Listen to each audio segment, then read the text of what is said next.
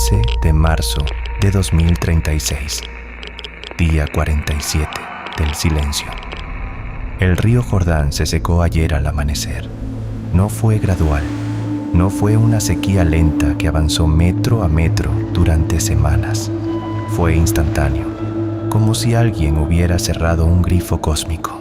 Una noche había agua fluyendo, reflejando la luna menguante.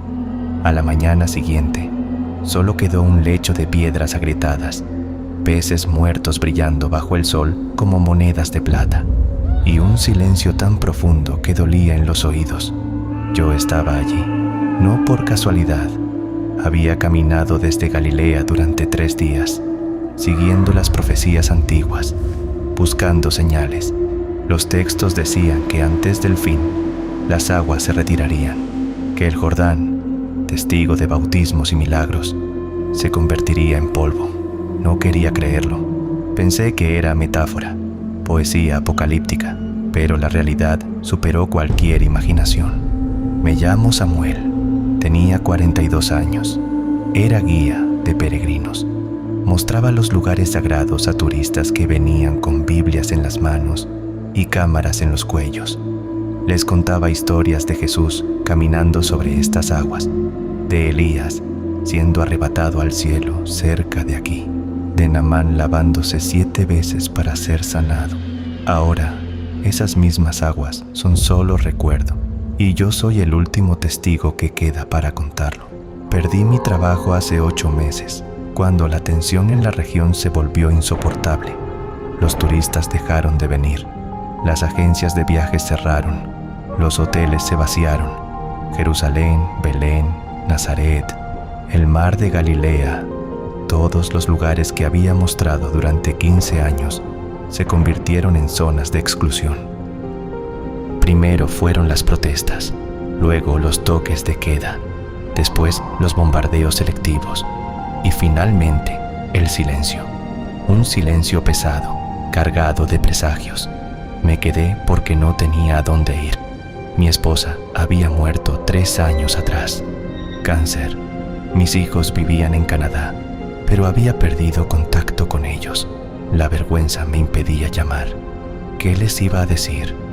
Que su padre se había quedado en una zona de guerra esperando el fin del mundo. Mejor el silencio, mejor la soledad. La primera señal llegó 3 días antes. Los peces comenzaron a morir, no flotando boca arriba como es normal, sino enterrándose en el lodo, como si quisieran escapar del agua misma. Los pescadores locales decían que nunca habían visto algo así. Los peces huyen del río, murmuraban los ancianos con sus rostros surcados por el sol y el tiempo. Es el fin de los tiempos, está escrito. Me reí, en voz alta, pero por dentro algo se encogió, algo pequeño y primitivo que reconocía el miedo ancestral. Pasé esa noche en la cabaña de un pescador llamado Ibrahim, un hombre viejo que había vivido en estas orillas durante 70 años. Me sirvió té dulce y pan plano. Sus manos temblaban ligeramente mientras hablaba. Mi abuelo me contó historias, dijo en su árabe quebrado. Decía que cuando el Jordán se seque, los ángeles llorarán y sus lágrimas serán de fuego. No supe qué responder, así que bebí mi té en silencio, escuchando el sonido del agua golpeando suavemente contra la orilla. Era la última vez que escucharía ese sonido. Luego, al día siguiente, el agua cambió de color. De azul verdoso a un gris metálico, como si estuviera enferma. Olía a azufre y a algo más antiguo, a tierra que no había visto la luz en milenios. Los animales se alejaron de la orilla.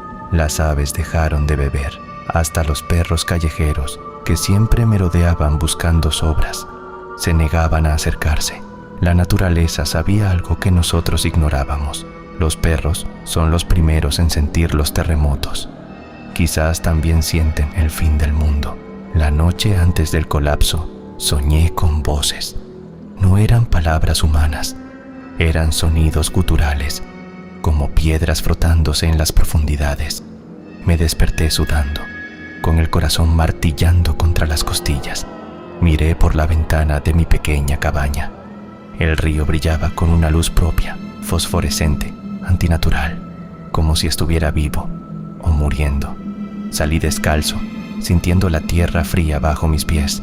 El aire estaba inmóvil, ni una brisa, ni un sonido de insectos, solo el zumbido bajo del río brillando en la oscuridad. Me acerqué a la orilla.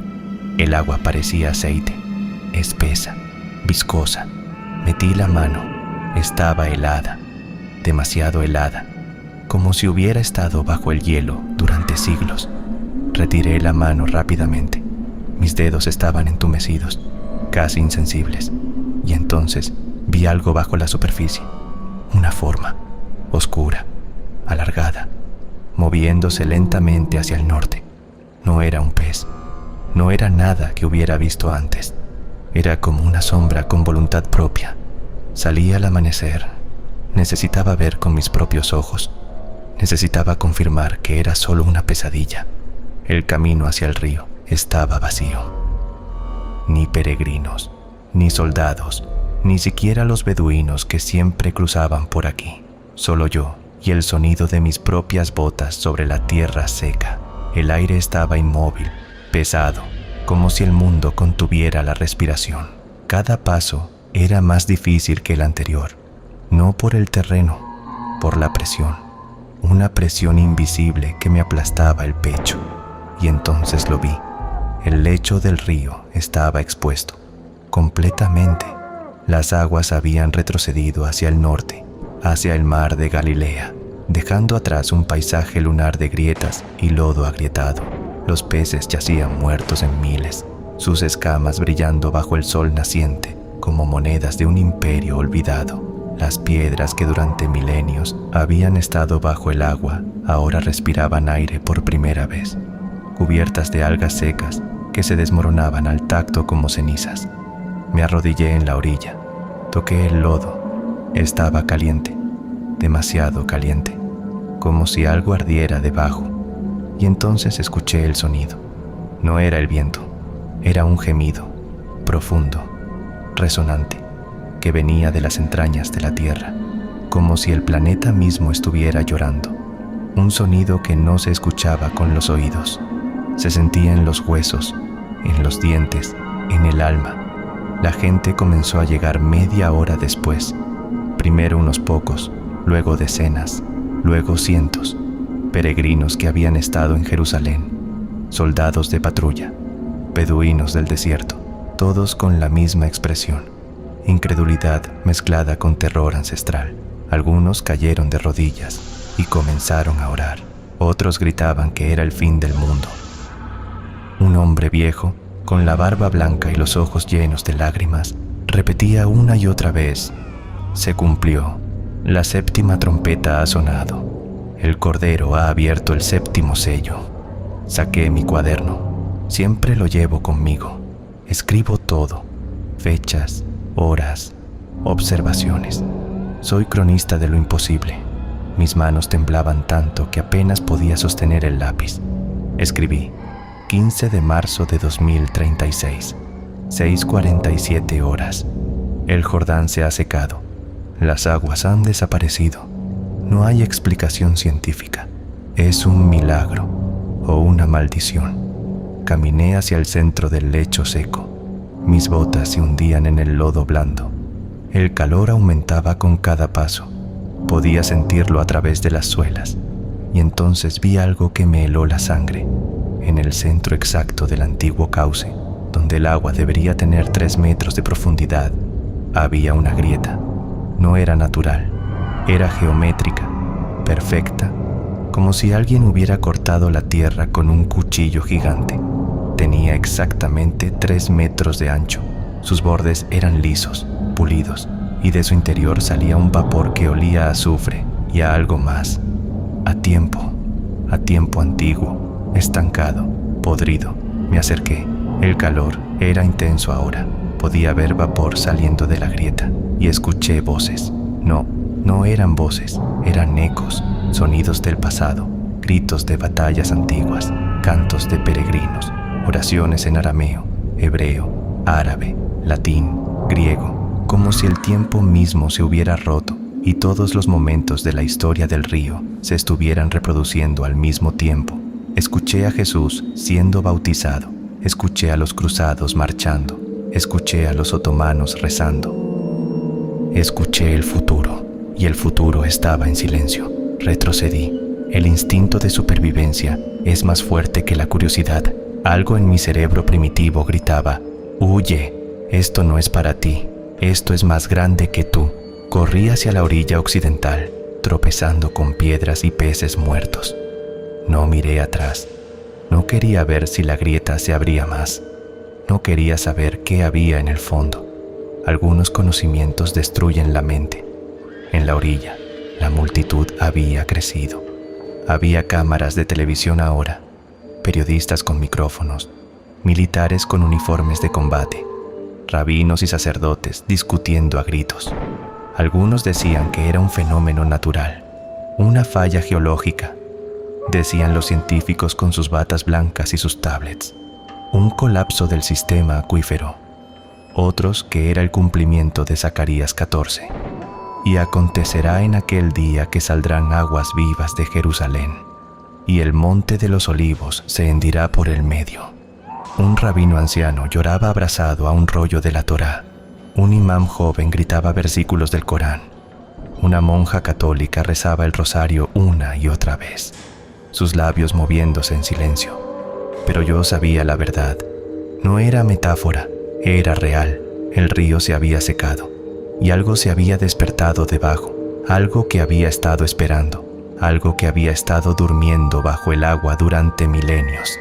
Y ahora estaba despierto. Pasé las siguientes 6 horas documentando.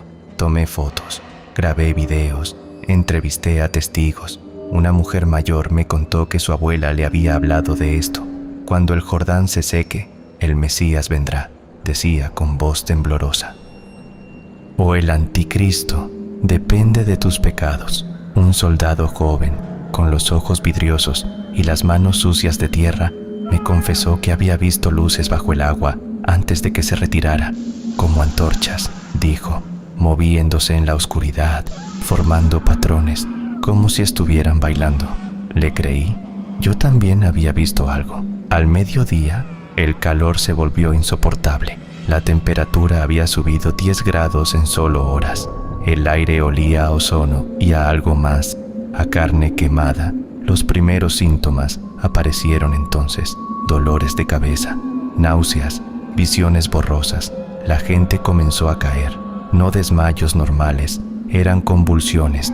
Personas gritando que veían ángeles y demonios luchando en el cielo. Un hombre se arrancó los ojos gritando que no podía soportar ver la verdad.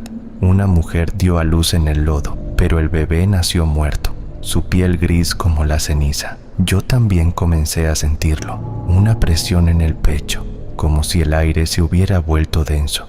Y las voces, siempre las voces, no en mis oídos, en mi cabeza, susurrando en idiomas que no conocía, pero que entendía perfectamente. Palabras de juicio, de condenación, de un fin que se acercaba con pasos inevitables. Arrepiéntete, decían. Es demasiado tarde, decían. Mira, mira lo que has hecho. Decidí alejarme. No podía quedarme allí. El lugar se había vuelto tóxico, literal y metafóricamente. Empaqué mis cosas. Tomé solo lo esencial: agua, comida, el cuaderno, la cámara, una brújula, un cuchillo, y comencé a caminar hacia el sur, hacia el Mar Muerto. Necesitaba ver si el fenómeno se extendía. Necesitaba saber hasta dónde llegaba la maldición. Necesitaba entender, o al menos intentarlo.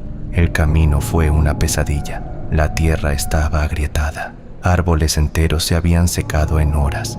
Olivos milenarios, testigos de Cristo, ahora eran esqueletos retorcidos contra el cielo.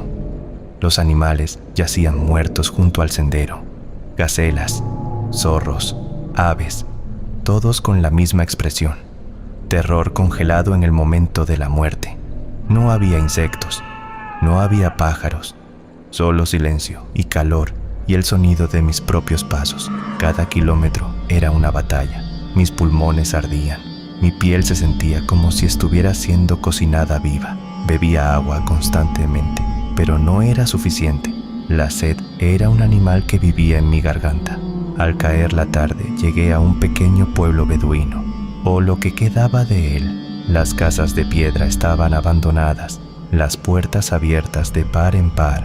Dentro, la comida aún estaba sobre las mesas, medio comida, como si los habitantes hubieran huido en medio de la cena. Encontré una lata de sardinas, la comí fría, sentado en el suelo de una casa ajena. No había cuerpos, no había sangre, solo vacío, como si toda una comunidad se hubiera desvanecido en el aire. En una pared, alguien había escrito con carbón: nos llamaron, tuvimos que ir. No supe si era una amenaza o una súplica. Encontré una botella de agua en una de las casas. La bebí de un trago. Sabía a polvo y a miedo. Descansé 1 hora, quizás 2. No podía pensar con claridad. Las voces en mi cabeza se habían vuelto más fuertes, más insistentes. Me decían que siguiera caminando, que no me detuviera, que el fin estaba cerca y yo debía ser testigo. Escribe, decían, documenta, sé nuestros ojos. Obedecí. ¿Qué más podía hacer? Salí cuando el sol comenzaba a ponerse. El cielo era de un color que nunca había visto. No era naranja, no era rojo, era violeta, un violeta enfermo, pulsante, como un hematoma en el rostro de Dios. Las estrellas comenzaron a aparecer, pero no brillaban como siempre, parpadeaban, como si estuvieran muriendo, una a una, como velas siendo apagadas por un viento invisible. La luna era del color de la sangre seca. Caminé toda la noche, sin descanso, sin agua, solo con la certeza de que debía llegar al mar muerto antes del amanecer. Algo me decía que allí encontraría respuestas, o quizás, solo quizás, allí encontraría el fin. Mis pies estaban ampollados, sangraban dentro de las botas, pero no me detuve, no podía detenerme. Las voces me empujaban hacia adelante. Más rápido, decían, no hay tiempo. El velo se adelgaza. El amanecer llegó sin gloria. El sol era una mancha borrosa en el cielo violeta, una mancha que no calentaba, que no daba vida, solo iluminaba la muerte. Y entonces lo vi. El mar muerto, o lo que quedaba de él, no era agua, era sal, kilómetros y kilómetros de sal blanca y brillante bajo el cielo enfermo. El mar había desaparecido completamente. Donde antes había miles de millones de toneladas de agua, ahora solo había un desierto de cristal. La sal brillaba cegadoramente, reflejando el cielo violeta como un espejo roto. Y en el centro, algo se movía. No era un animal, no era humano, era, no sé qué era. Una forma oscura que se retorcía sobre la sal, como si estuviera naciendo, o muriendo, o renaciendo. Me acerqué. No podía evitarlo. Era como un imán. Cada paso era más difícil que el anterior. El aire era tan denso que apenas podía respirar. Mis pulmones luchaban por extraer oxígeno de un aire que ya no lo tenía. Pero seguí caminando. Mis piernas se movían solas, como si pertenecieran a otro. Cuando estuve a 100 metros, la forma se detuvo. Se giró hacia mí. Y por un instante, solo un instante, vi sus ojos. No eran ojos humanos, eran pozos de oscuridad infinita, pozos sin fondo, y en ellos vi todo, el pasado, el presente, el futuro. Vi la creación del mundo, vi el pecado original, vi la crucifixión, vi la bomba atómica, vi este momento, vi el fin, vi mi nacimiento, vi mi muerte, vi que ya estaba muerto, vi que siempre estuve muerto. Vi la verdad, y la verdad me rompió, y supe que esto no era un desastre natural, no era un milagro, era algo más antiguo, más terrible. Era el despertar de algo que había estado dormido desde el principio de los tiempos, desde antes de Adán, desde antes del Edén, desde antes de la luz. Era el primordial, el que estuvo antes, el que estará después, y yo había sido elegido para verlo, para documentarlo, para contarlo, o quizás solo para morir sabiendo. Corrí, no hacia la forma, lejos de ella. Corrí como nunca había corrido en mi vida. Mis pulmones ardían, mis piernas gritaban, mis pies sangraban, pero no me detuve. No podía detenerme. La forma comenzó a crecer detrás de mí. Podía sentir su presencia expandiéndose, devorando la sal, devorando la luz, devorando la realidad misma. El mundo se deshacía a mis espaldas y yo corría hacia la nada. Llegué a un refugio de piedra al borde del antiguo mar, una estructura antigua, quizás romana, quizás bizantina. Me encerré dentro, bloqueé la puerta con lo que encontré: piedras, madera podrida, mi propio cuerpo, y esperé el fin, esperé la muerte, esperé la locura, pero no llegó nada, solo silencio, un silencio tan profundo que dolía, un silencio que era más ruidoso que cualquier grito. Esa noche escribí esto, a la luz de una vela que encontré en el refugio, una vela antigua, medio consumida. Mis manos todavía tiemblan, mi mente todavía lucha por procesar lo que vi, pero sé que debo seguir escribiendo, debo seguir documentando, porque si yo no lo hago, nadie lo hará. La humanidad ha terminado, quizás no lo sepa todavía, quizás siga caminando, comiendo, durmiendo, amando, pero ha terminado. El velo se ha rasgado, lo primordial ha despertado y no volverá a dormirse. El Jordán se secó, el mar muerto murió y algo se despertó en las profundidades. Esto es solo el comienzo y yo soy el único testigo que queda. Mañana seguiré caminando hacia el norte, hacia Jerusalén. Necesito ver si la ciudad santa sigue en pie. Necesito ver si el templo... No puedo pensarlo, no todavía, pero sé que voy, porque alguien tiene que ver, alguien tiene que saber, alguien tiene que contar, y ese alguien soy yo. Samuel Ben Yosef, último guía de peregrinos, primer cronista del fin del registro. 16 de marzo de 2036, 23:47 horas. Nota final.